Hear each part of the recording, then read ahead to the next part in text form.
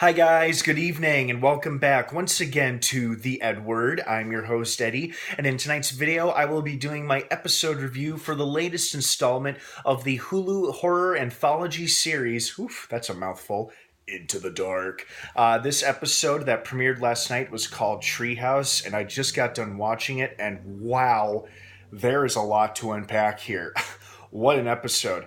Before I begin, of course, spoiler warning. This is a spoiler-filled review, so if you have not seen this episode or installment of Into the Dark Treehouse, do not keep watching or listening, as I will be going into spoilers and discussing big scenes and plot details. So, you have been warned, spoilers from here on out starting now. Wow, what an episode. What an episode. There was so much going on and there was a lot to unpack. I thought to myself at first, oh great, an episode featuring a really truly supernatural element. Witchcraft. Creepiness and witchcraft. I mean, you had Philip the Black Goat out there from The Witch, it's not from The Witch, but you know what I mean. And then, sure enough, I immediately got suspicious when all the girls during the dinner party showed their matching tattoos, and then they mentioned how that year they had gotten them at Mardi Gras, which was the year of the goat. So I was like, oh my god, like this is instantly connected somehow. And sure enough, it was a coven of witches. Or so we would think. And as it turns out at the very end there, although I think the ending is a bit ambiguous because were they really witches, or were they just women who had come together to pull off one of the greatest tricks of all time and scare the living hell out of this guy? This episode, if you think about it, I interpreted it as almost like this is one of the outcomes of the Me Too Time's Up movement, which I'm sure many of you are familiar with, which is, about a year ago with the Harvey Weinstein allegations, several other very powerful men in Hollywood and the entertainment business started facing allegations of sexual harassment, some even assault or rape, and many, many, many, many, many, many women, too many to count, have come forward with their own horror stories about it with such individual men.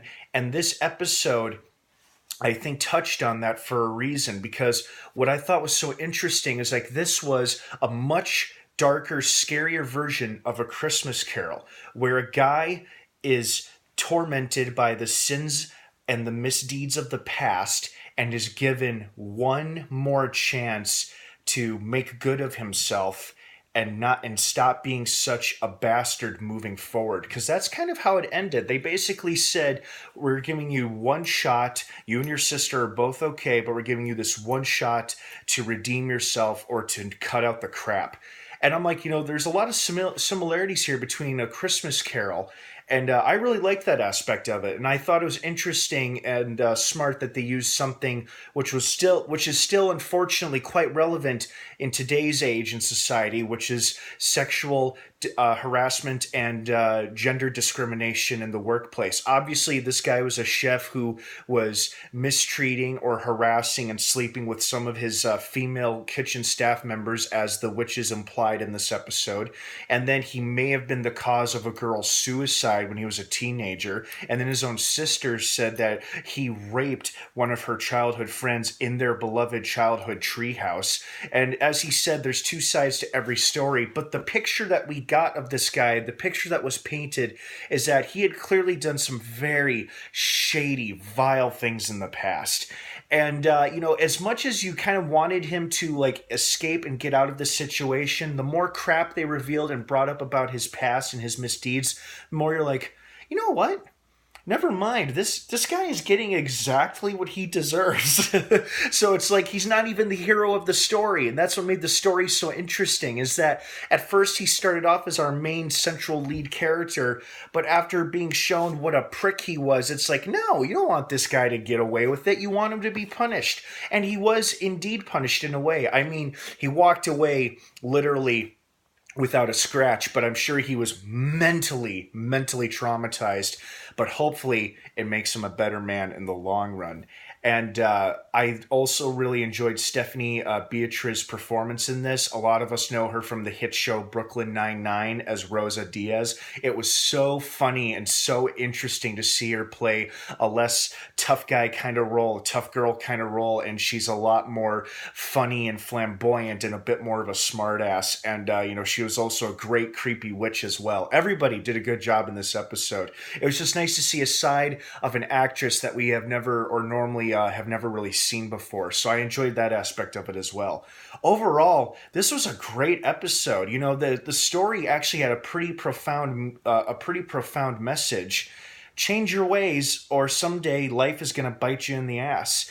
And that I think Peter is just the symbol of what's been going on in the industry for all these years, whether it's the food restaurant industry or Hollywood. I'm sure every business has more than its fair share of horror stories of men and people who have committed, sexual harassment and, possibly assault. And I feel like, obviously this was just a story. This is a show. But I like the fact that this was kind of like a Christmas Carol where it's like, okay, we've tormented you, we've left you mentally scarred, but now the ball's in your court. You've got to make a change. And I love the fact that at the end they reveal it was mostly just party tricks and special effects that these women conspired to do together.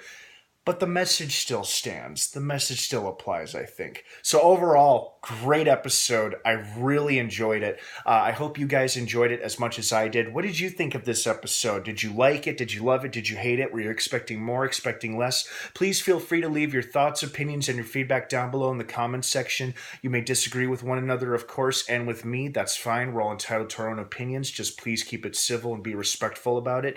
The next episode of Into the Dark premieres next month, the first Friday. It always premieres the first Friday of every month. I'm sure it's going to be April Fool's themed. At first I thought it was interesting that they didn't use St. Patrick's Day, but then again there is the Ides of March, which is about collecting your debt on the 15th or paying debts. And I think that's what this episode's theme definitely was. All right, guys, have a great rest of the night. Thank you so much for watching. And of course, until next time, may the Force be with you.